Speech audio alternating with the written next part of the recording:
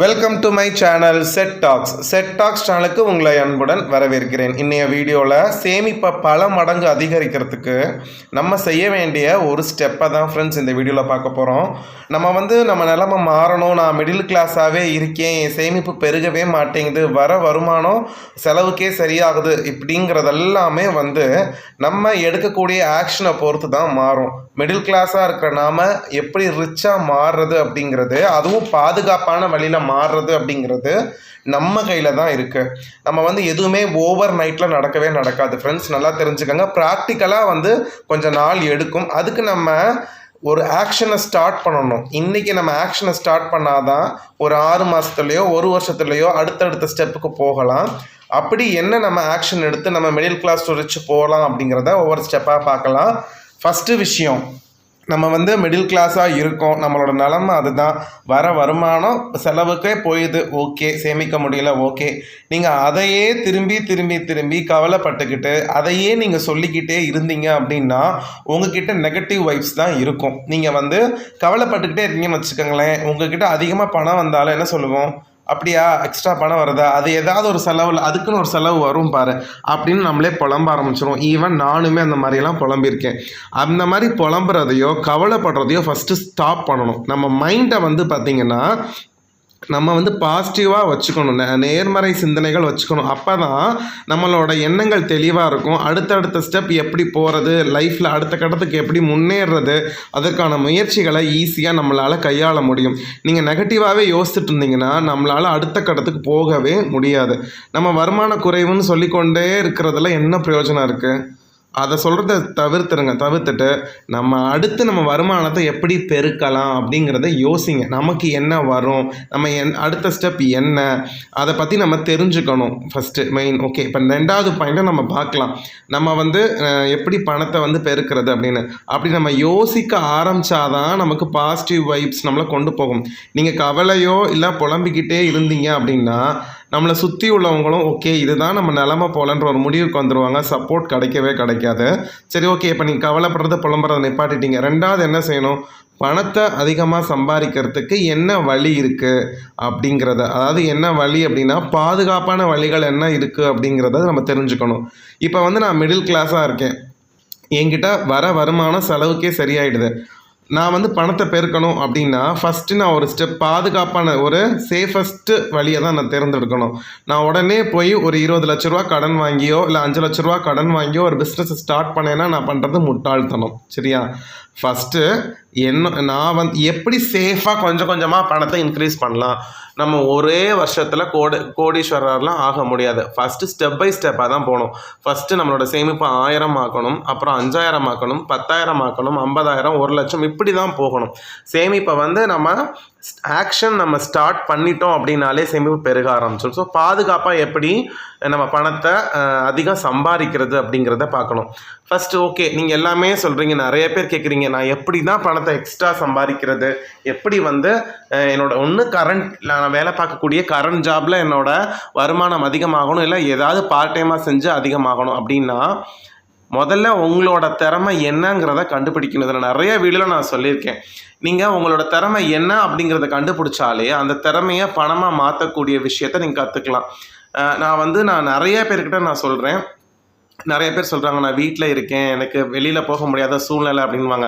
நீங்கள் ஒரு 5 பேருக்கு டியூஷன் எடுங்க, உங்கள் டீச்சிங் ஸ்கில்லை இம்ப்ரூவ் பண்ணுங்கள். 5, 10 ஆகும், 15 ஆகும், 20 ஆகும். வருமானமே இல்லாமல் இருந்த நீங்கள் ஒரு 20 பேருக்கு டியூஷன் எடுத்து ஒரு 500 ரூபா ஃபீஸ் வாங்கினீங்கன்னா 10,000 ரூபா உங்களுக்கு கிடைக்கும். இன்னும் அதிகமாக மெம்பர்ஸ் சேருவாங்க. நீங்கள் ஒரு 4-5 பேர் சேர்ந்து எடுங்க, அப்போ ஷேர் பண்ணி பிரிச்சுக்கோங்க. அப்போ நீங்கள் என்ன பண்ணுறீங்க, ஒரு ஆக்ஷனில் இறங்கும் பொழுது உங்கள் திறமை என்னங்கிறது தெரிஞ்சிடும். அப்போ அந்த திறமையை நீங்கள் பணமாக மாற்றுங்க. ஒரு டீச்சிங் ஸ்கில் இருக்கா, பணமாக மாற்றுங்க. உங்களுக்கு நல்ல டயக்ராம் வரைய ஸ்கில் இருக்கா, அதுக்கு ஏதாவது படம் வரைஞ்சி கொடுத்து ஏதாவது காசு ஏர்ன் பண்ண முடியுமா அப்படின்னு பாருங்கள். நிறைய பேர் எனக்கு தெரிஞ்சு இந்த படம் வரைஞ்சி கொடுத்து அவ்வளோ அழகாக லட்சமாக சம்பாதிக்கிறாங்க. ஒரு அவங்க ஒரு 10 பேருக்கு வேலை கொடுக்குறாங்க. இந்த மாதிரி நிறைய திறமைகள் இருக்கும். ஏதாவது ஒரு கம்ப்யூட்டர் கோர்ஸ் கற்றுக்குறீங்களா, கம்ப்யூட்டரில் உங்களுக்கு இன்ட்ரெஸ்ட் இருக்கா, ஏதாவது போய் கற்றுக்கிட்டு நீங்கள் ஒரு சின்ன ஜாப்லேருந்து ஸ்டார்ட் பண்ணி அப்புறம் படிப்படியாக முன்னேறலாம். இந்த மாதிரி நிறைய விஷயங்கள் இருக்குது. அப்போ உங்களுக்கு என்ன திறமை இருக்குது, என்ன வரும், அதை எப்படி பணமாக மாற்றுறதுங்கிறத யோசிங்க. நான் ஒரு 3 எக்ஸாம்பிள் சொல்லியிருக்கேன். இப்போ நீங்கள் உங்கள் திறமைகளை கண்டுபிடிக்கணும். இந்த ஏற்கனவே நம்ம டிஸ்கஸ் பண்ண 2 விஷயம் நான் அடிக்கடி பேசியாச்சு. இந்த 3வது விஷயம் நான் இது வரைக்கும் பேசினதே இல்லை. நீங்கள் உங்களோட திறமைகளை கண்டுபிடிங்கன்னு நான் சொல்லியிருக்கேன். சில பேர் என்ன பண்ணுவாங்கன்னா, சில திறமைகள் இருக்கும், பட் ஆனால் இது இன்னும் கொஞ்சம் நம்ம கற்றுக்கணும்னு ஆசைப்படுவோம். நம்மளோட ஆற்றல்களை திறமைகளையும் வளர்த்துக்கிறதுக்கு நம்ம பணம் செலவழிக்கிறது தப்பே கிடையாது. அது உங்கள் மேலே நீங்கள் இன்வெஸ்ட் பண்ணுற மாதிரி, அதுதான் உங்களுக்கு அதிகமாக பணம் சம்பாதிக்கிறதுக்கு உதவும். ஒரு ஸ்கூலில் வேலை பார்க்குற டீச்சர் நல்லா இங்கிலீஷில் பேசுகிறாங்க, அவங்களோட இங்கிலீஷ் பேசுகிற திறமை முன்னாடி இருந்ததுக்கு இப்போ நல்லா இருக்குது அப்படின்னா, அவங்க வேறு ஸ்கூல் போனாலோ இல்லை அதே ஸ்கூலில் இருந்தாலும் அதிகமாக சம்பளம் கிடைக்கும். இல்லை வேறு ஸ்கூல் போனால் 20,000 வாங்குறீங்களா, எங்கள் ஸ்கூலுக்கு வாங்க, நாங்கள் உங்களுக்கு 30,000 40,000 தரோன்னுவாங்க. இந்த மாதிரி இப்போ ஸ்போக்கன் இம்ப்ரூவ் பண்ணுறப்ப பார்த்தீங்கன்னா நல்ல சம்பளம் இன்க்ரீஸ் ஆகுது. என் கண் கூட நான் பார்த்துருக்கேன். இதே மாதிரி ஒரு அண்ணா எனக்கு தெரிஞ்சு, அவர் மதுரையில் இருக்கார். அவர் ஒரு கவர்மெண்ட் ஸ்கூலில் தமிழ் மீடியத்தில் படித்தவர். அதுக்கப்புறம் காலேஜில் சேர்ந்து பிஏ இங்கிலீஷ் எம்ஏ இங்கிலீஷ் படித்தார். அவர் போய் ஃபஸ்ட்டு ப்ரைவேட் ஸ்கூலில், அவ்வளோ ப்ரைவேட் ஸ்கூலில் வேலை கேட்டார். அவருக்கு கிடைக்கவே இல்லை. ஏன்னா நீங்கள் என்ன தான் இங்கிலீஷ் படிச்சிருந்தாலும் அவங்க ஸ்போக்கன் ஃப்ளூயண்ட்டாக இல்லை அப்படின்னாங்க. அதுக்கப்புறம் அவர் இங்கிலீஷ் எனக்கு பிடிக்குதோ இல்லையோ நான் படிச்சிட்டேன் அப்படின்னு சொல்லி அவரும் பார்த்தீங்கன்னா நல்லா போய் ஸ்போக்கன் இம்ப்ரூவ் பண்ணார். ஒரு அமௌண்ட் கொஞ்சம் செலவு பண்ணி அந்த ஸ்கில்லை வளர்த்துக்கிட்டாரு. ஃபாரின் ஆக்சென்ட்லாம் எப்படிங்கிறதெல்லாம் கற்றுக்கிட்டாரு. ஒரு 1 இயரில் அந்த கொஞ்சம் ரொம்ப சிரமப்பட்டு அந்த அவரோட ஆற்றல்கள் திறமைகள் எல்லாம் வளர்த்துக்கிட்டார், ஸ்போக்கன் திறமைகளை. ஆனால் மதுரையில் அவருக்கு வேலை கிடைக்கல. பார்த்தீங்கன்னா எந்த ஸ்கூல்லையுமே வேலை கிடைக்கல. அந்த பிஃபோர் 1 இயர், அந்த 1 இயர் அவர் திறமையை வளர்த்துக்கிட்டதுக்கப்புறம் அவருக்கு பார்த்தீங்கன்னா ஆஃபர் அமெரிக்காலேருந்து வர்றது. இப்போ ஒரு அமெரிக்காவில் ஒரு ஸ்கூலில் வேலை பார்த்துட்ருக்காரு.